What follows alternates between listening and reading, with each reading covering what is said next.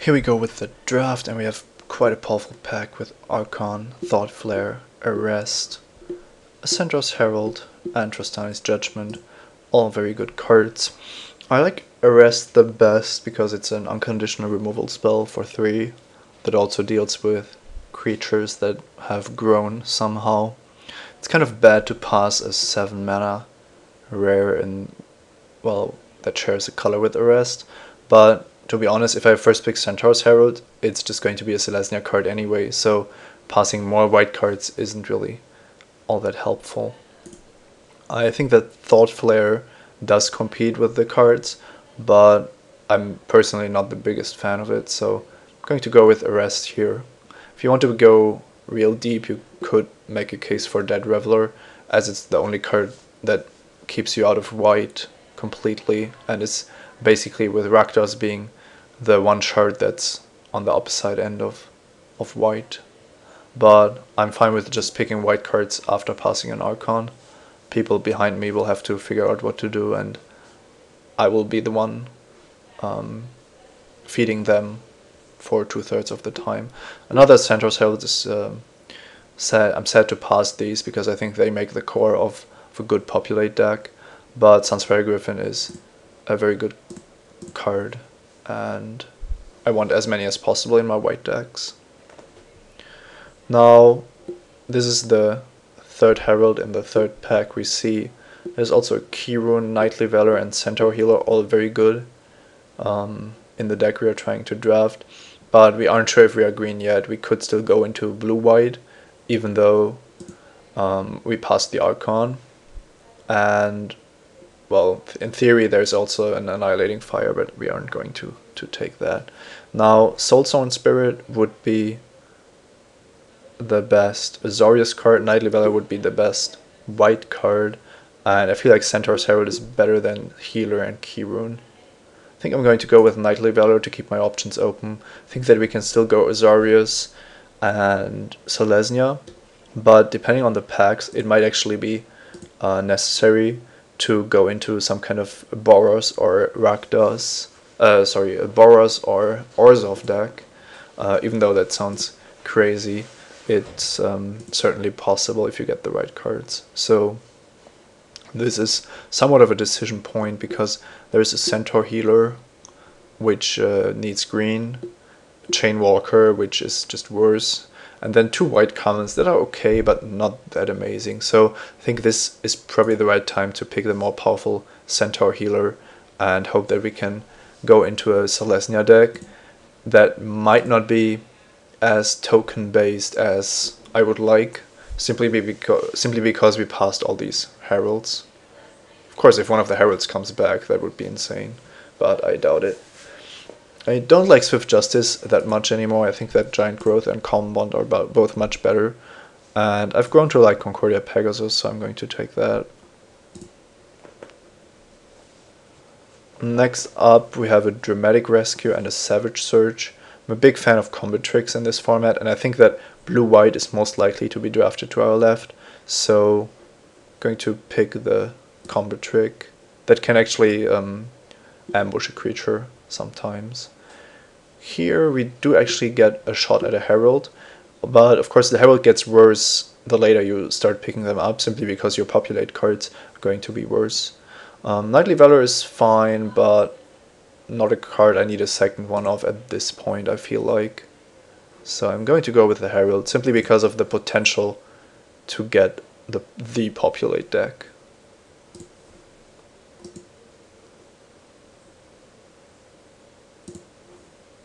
Going to pass on the blue cards here.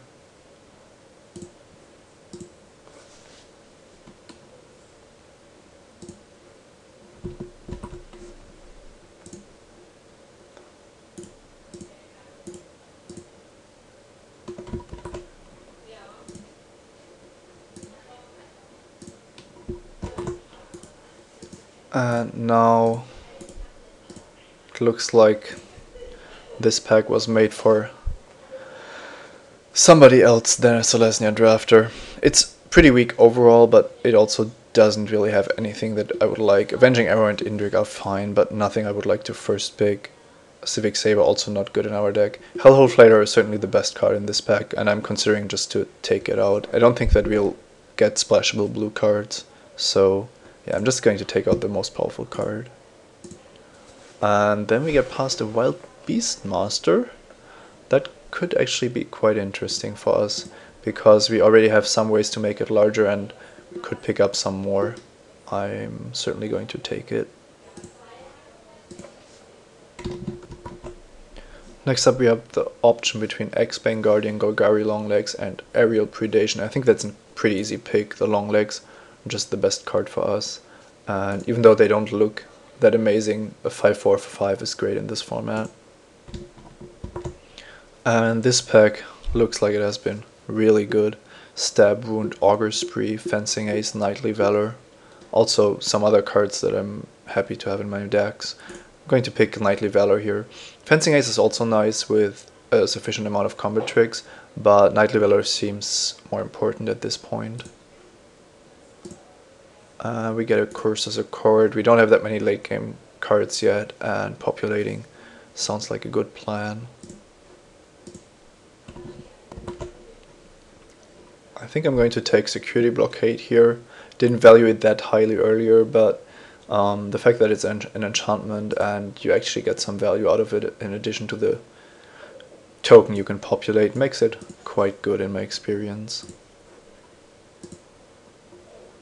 An Ice in the Skies also looks like a very good addition to this deck, with several tokens to populate and better than a second Longlegs.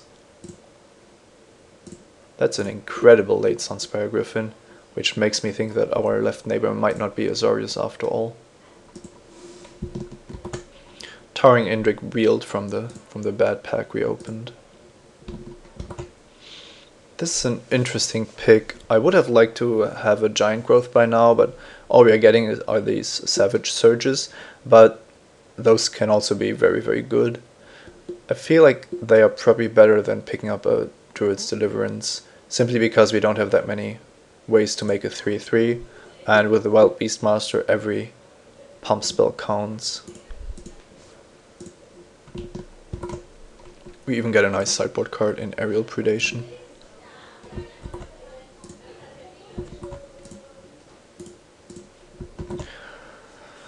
Pack 3, it's time for some nice Golgari cards. Corpsejack, Menace and Dragonmangler, both very, very good. We do have Vassal Soul, Brush Strider and Seller of Songbirds to choose from. I would like Seller of Songbirds in this deck, but I don't feel like we need another 3-drop, but rather a 2-drop, and Brush Strider is a nice addition. That's also good with combat tricks and so on. Next there is another Stab Wound, but also a Justiciar, Knightly Valor, Swift Justice, Druid's Deliverance. I would like either of these spells, but that makes me go for the Justiciar here as a nice pseudo combat trick to make blocking miserable for our opponent. Next up, I would love to pick this Rootborn Defenses, but given that we don't have an insane amount of tokens, means that Centaur Healer is the better pick. Now, Keening Apparition would be a very good way to get rid of the multitude of stab wounds that we see running around, and it's not that much worse than Brush Strider, so I'm going to take one of these. Here we could just go for Selesnya Guildgate, a nice color fixer that isn't going to have too much of a disadvantage. Coruscant Monitor is okay, but not a card we need, so yeah. Here we have the decision between Azorius Arrester and a third healer, and healer has to be the better card. The more we have, the more damage we can take, making a card like Avenging Arrow much better as well, and there isn't that much we need to force through with the help of Azorius Arrester. So now we actually have too many playables. We can start cutting some cards. I kind of like having a 6 and a 7 drop, so I would rather not cut any of these. Oh, there's so many black cards going around. Here we have Armory Guard or Selesnya Guildgate. I'm just going to play it safe and pick the Guildgate, we have more than enough playables, and the guild gates are going to make our mana a little bit better, which is important if we want to consistently play our 3-drops. And that means I can continue thinking about which card to cut. Towering Indrik seems like it could be the worst of our options, although Security Blockade isn't amazing either. Here we have a 3rd Savage Surge, a Rubbleback Rhino, or a Swift Justice to choose from. I like Savage Surge, but I don't see a reason why we should have 3 of them. And Rubbleback Rhino could be another 5-drop that's very well suited to this deck. The only problem I have with it is that we have so many 3/3s for 3 that paying 5 for a 3/4 just seems kind of bad. So I think it's better to go with the combat trick here, and to diversify our tricks, I'm going to take a Swift Justice. Here we have another option at several cards, and I don't think I can hate draft Dragmangler here, because both Avenging Arrow and Rubbleback Rhino add quite a bit to my deck. I'm going to take the Arrow because, as I said, I don't think that the 3/4 is that good in our deck, and the Arrow actually gains a lot of value with what we have here. Now, these cards aren't amazing. We could pick a second Swift Justice and just play this more aggressively without the Sanctuary. That might be a good idea. But then we are going to have to cut something, of course. Don't think that Monitor is great, and Druid's Deliverance doesn't seem all that amazing. So, looks like we are getting more than enough playable cards here. Far too many, in fact. So let's see what we have here. The healers make me want to play as many combat tricks as possible, and so does Wild Beastmaster, so that might actually be a reason to only board in some of the other cards we have.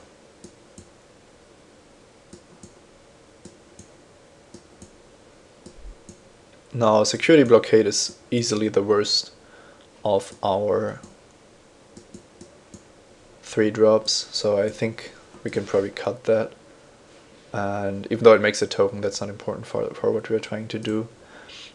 The Avenging Arrow is a nice option, and then we have the 7-drop Sanctuary and a Towering Indrik to choose from. So let's see. This is 22 and we want to play 17 lands. This isn't necessarily in the deck either. So with 12 creatures, and we count this, 13, 14, 15 ways to make creatures. We don't want any more spells, I feel like, and 4 combat tricks and 2 Nightly Valors is already pushing it. So I'm not going to play this Swift Justice, and I also think that Avenging Arrow and Aerial Predation are going to have to stay in the sideboard for later use. Now, Risen Sanctuary is actually pretty good. It only costs 7, which isn't all that much, and it has very nice interaction with Chorus of Might.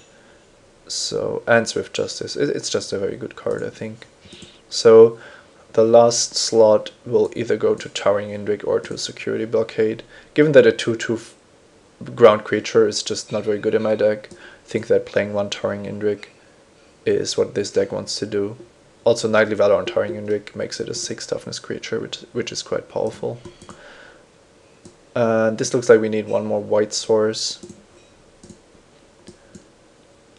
which would be a 9/8, but we have 2 Celestia Guild Gates, so let's play 8/7 and both of these Guild Gates. Against evasive decks we have a lot of sideboard options, and against very aggressive decks we can also board into a more control-ish strategy, but that shouldn't be the main problem because of our life gain. Looks like a good deck, even though we didn't get the populate plan to work. Going to see how it works.